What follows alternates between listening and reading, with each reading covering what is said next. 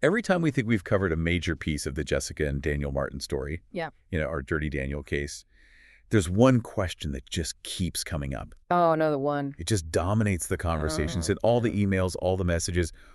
Why did she stay so long? And, that question, just how often we hear it, is Yeah. probably the best illustration of how poorly narcissistic abuse is understood by most people. Right. People come at it with this very simple logic. If it hurts, you leave. They just assume the door was open, unlocked, and that the only thing stopping her was her own choice to not walk through it. And that's exactly where we have to start this deep dive. Hmm. Because we are not talking about a normal relationship with some conflict. No. We're talking about a person, Daniel Martin, who is a master manipulator, Mm. someone who breathes deception, who lies, not just sometimes, but for his own survival. Yeah. He builds an entire world, financially and psychologically, designed specifically to trap you. In that world, leaving is never a simple choice. Never. It's slow, it's methodical, it's strategic, and honestly, it's often incredibly dangerous. It's an act of self-rescue. And that is really the core of our mission today. We need to reframe this entire conversation. We have to shift the focus away from this implied idea of victim weakness and move it toward understanding strategic resilience. It's about applying honesty, clarity, and I think most importantly, compassion to really get the sheer complexity of these high entanglement relationships. Okay, so before we really jump in, for anyone who might be new to this series, let's just quickly set the scene. Where are we in this investigation? Right, good idea. So our first deep dive, we really just laid out the scale of it all, the timeline, the number of victims he targeted, just the financial wreckage he left everywhere. And the emotional fallout. And the deep emotional fallout, yeah. Then in the second part, we drew that very direct line to the Dirty John case. And that wasn't just for, the drama of it. No, it was about the pattern. Exactly. It was to show that these guys, these predators, they all share this undeniable, predictable playbook, a formula. And then most recently, we got into the psychology. We broke down the traits of narcissistic personality disorder, NPD, and looked at that consistent behavioral pattern that men like Daniel Martin just repeat, with every victim in different states over years. So that brings us to today. This whole deep dive is dedicated to answering that one question: why stay? Our goal is to give some real insight, not just for Jessica's case, but for every single survivor who's been caught in this kind of psychological and structural cage. And I think we have to begin at the very source of the trap. Because the biggest misunderstanding about narcissistic abuse is that it starts with pain. It never, ever does. It starts with an illusion. It starts with a rescue fantasy. That's it, exactly, a rescue fantasy. What's so wild is that Jessica, in the beginning, she didn't meet the real Daniel Martin. Not at all. She met a character, a persona that was just meticulously crafted to fill every void, to meet every need she had. You can think of that love bombing phase as like bespoke tailoring. It's not just about gifts and compliments. The abuser, he mirrors your values back to you perfectly. How does he do that? He asks these really deep, specific questions, not because he actually cares about you, but because he's studying you. He's learning your deepest fears, your past hurts, your vulnerabilities. He's gathering data. He's gathering data. And then he takes that data and he positions himself as the perfect, custom-made solution, the ultimate rescuer. So he becomes the protector where she felt vulnerable, the provider where she wanted stability. He was the living embodiment of the future she wanted. Right. And that intense, overwhelming idealization at the start, it creates this profound level of investment from day one. Which brings us to this really critical psychological chain that holds the victim there. The power of grief. Yes, because when that mask, inevitably slips, when the first real abuse happens or the first big lie comes out, the victim isn't just dealing with a mean person.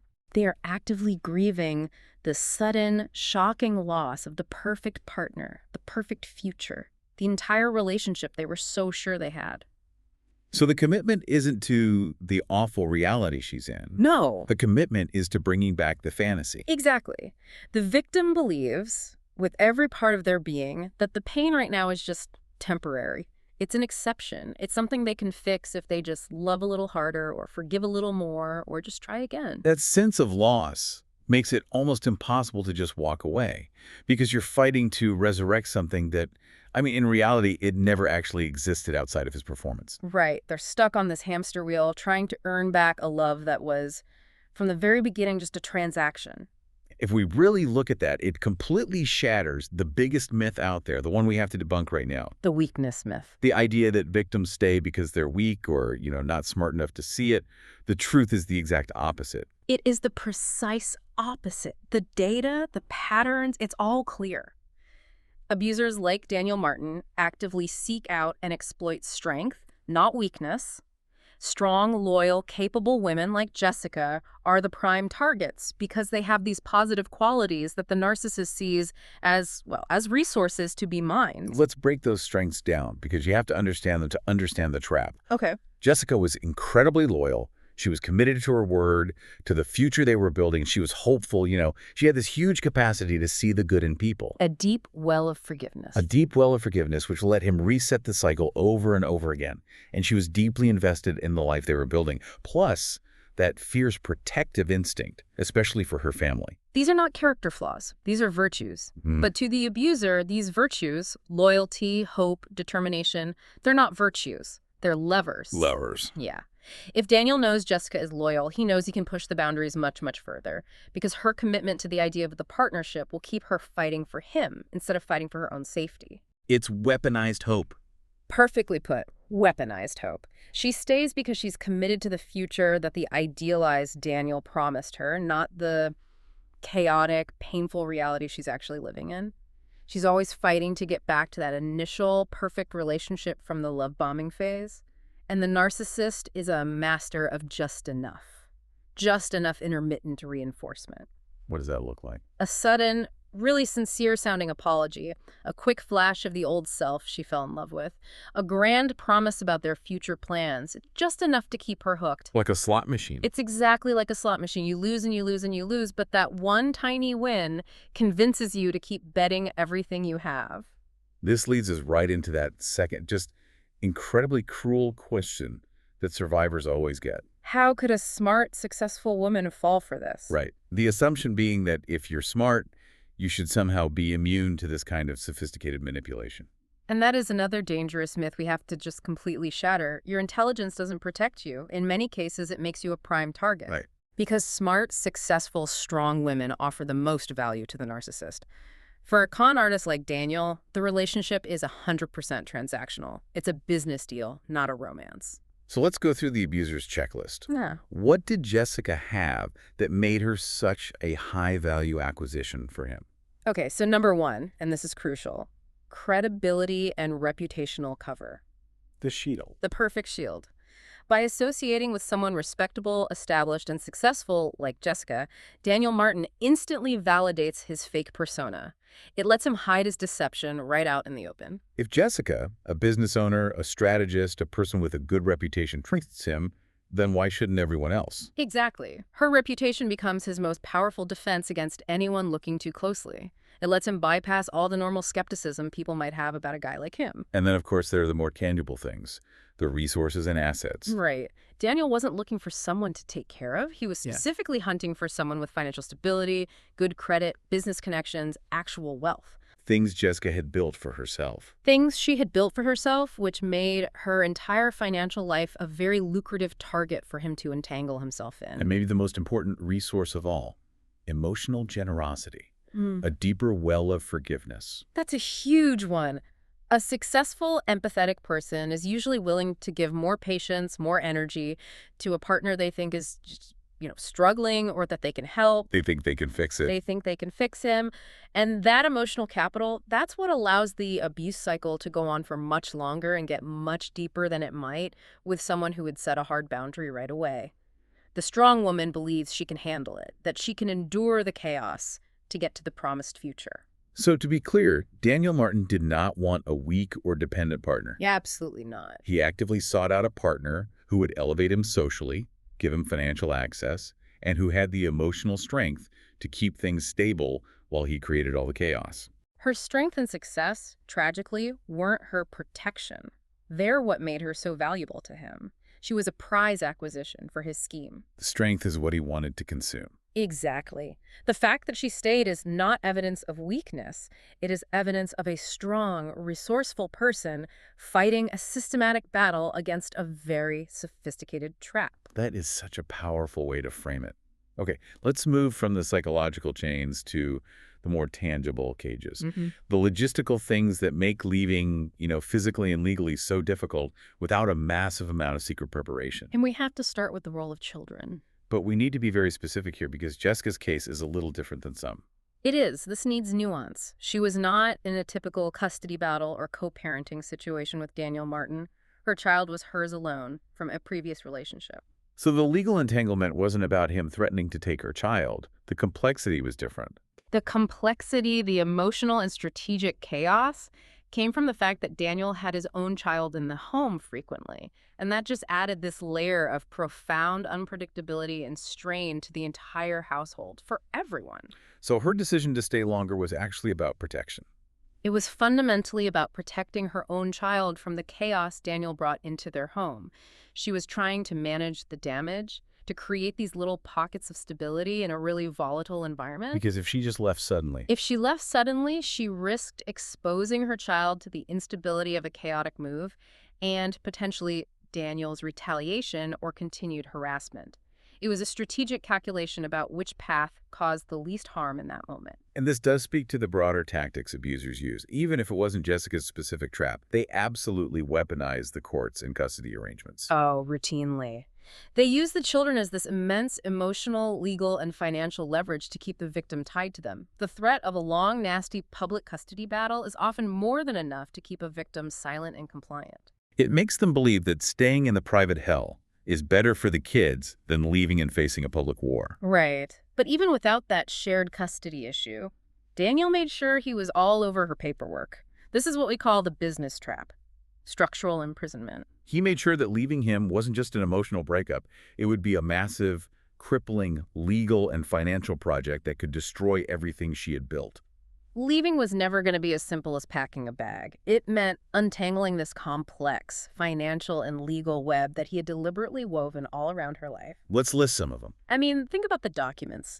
His name on the deeds to multiple properties, Multiple homes. intertwined business agreements, renovation contracts that tied them together as partners, co-signed loans, shared financial decisions that you can't just undo overnight. We're not talking about selling a used car here. We're talking about the equity in her home, the health of her business. Her entire future. And to get someone like Daniel off a deed or to dissolve a shared business, that takes a monumental effort.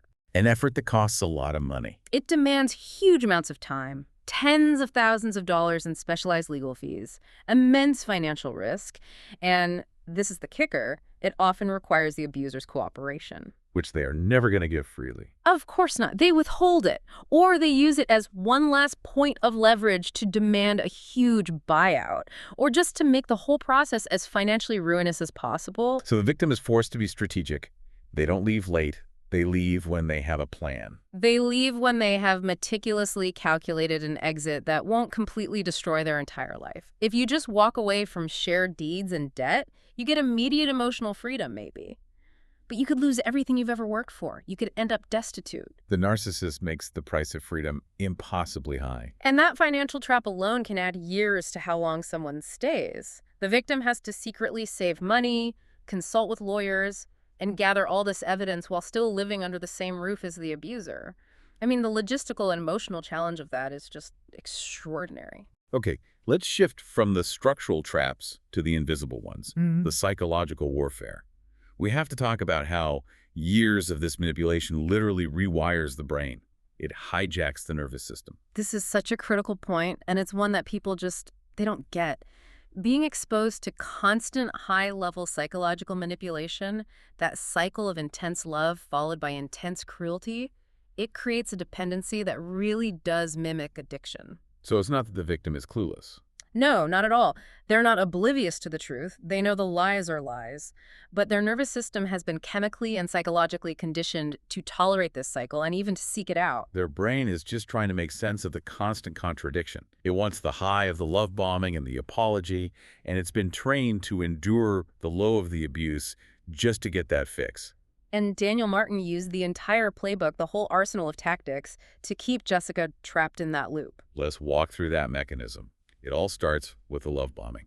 Right, that intense, overwhelming affection and idealization. It floods the victim's brain with dopamine. It creates this incredibly powerful initial bond, this sense of absolute certainty that you found the one. And then that's followed by the devaluation. The systematic tearing down of their self-worth. He makes them believe the abuse is their fault, or that they're so flawed that they're lucky to have him at all.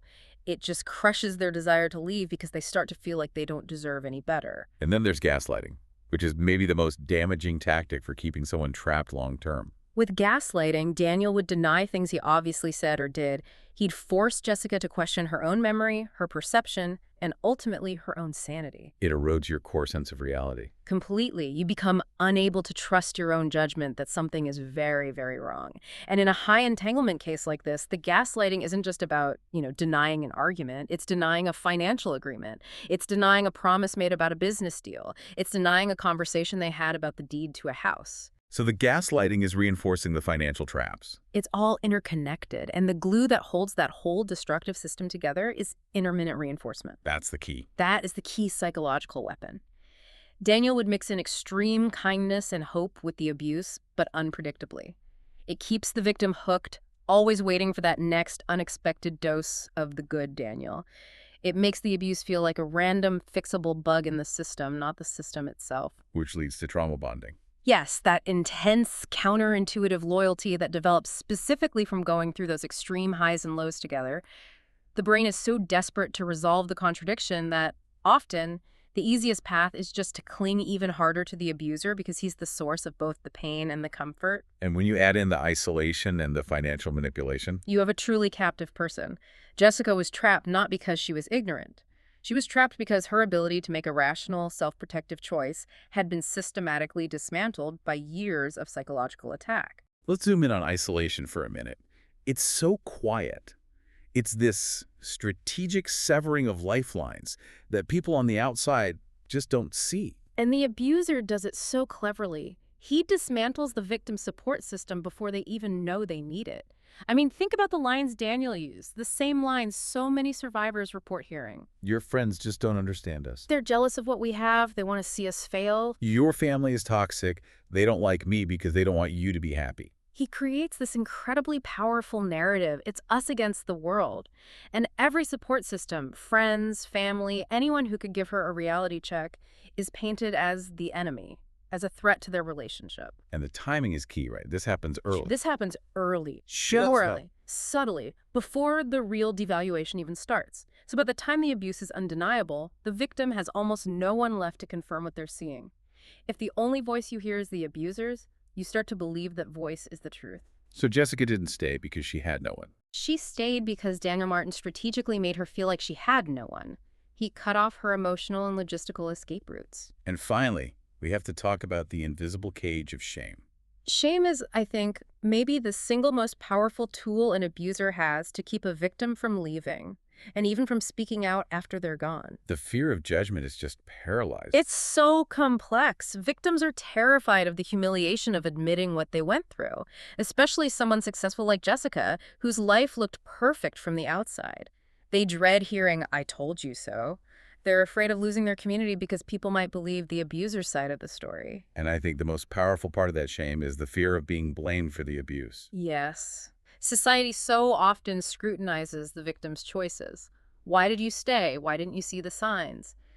The idea of being a strong, successful woman who fell for a con is almost too much failure for one person to internalize and admit publicly. So Jessica stayed longer, fighting in silence, because she was trying to protect her dignity while living in a situation designed specifically to destroy it.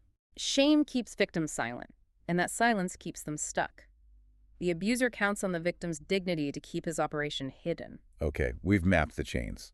Psychological, financial, structural. Now we have to turn to the escape itself. Yeah. Because we need to completely dismantle this fantasy that leaving is just one big dramatic decision. It is not a decision, it's a mission. It's a meticulously planned, often years-long, military-style operation that's driven by pure self-preservation. Because when the entanglement is this high, with businesses, assets, kids, reputation, just leaving spontaneously is incredibly reckless. It can be financially suicidal and physically very dangerous. So for someone like Jessica, what does that exit checklist actually look like? It's not just about feeling ready to leave. No, it's a highly operational, covert strategy, and it has to be executed perfectly. So what are the steps? Okay, first, you have to gather irrefutable evidence. Second, you secretly secure your own finances, open new bank accounts he doesn't know about. Third, you meticulously plan for the physical safety of yourself and your child. Where will you go? What protective measures do you need? Fourth is achieving emotional detachment. The hardest step, the psychological break, where you finally stop fighting for the fantasy and start fighting for yourself. And fifth, secretly finding and building new support systems that the abuser has no idea exist. And finally, you wait. You wait for the strategically correct moment to launch the escape, a moment calculated to minimize his reaction, because that is statistically the most dangerous time for any victim. So Jessica didn't leave late. She left when she had systematically built a secure escape route, when she had mitigated the risks across all those categories: logistical, financial, and physical. And for someone with Daniel Martin's name woven into multiple homes and businesses, that process takes time, stealth, and incredible mental strength. And this brings us to the part of the story that completely changes how you see that whole period she stayed.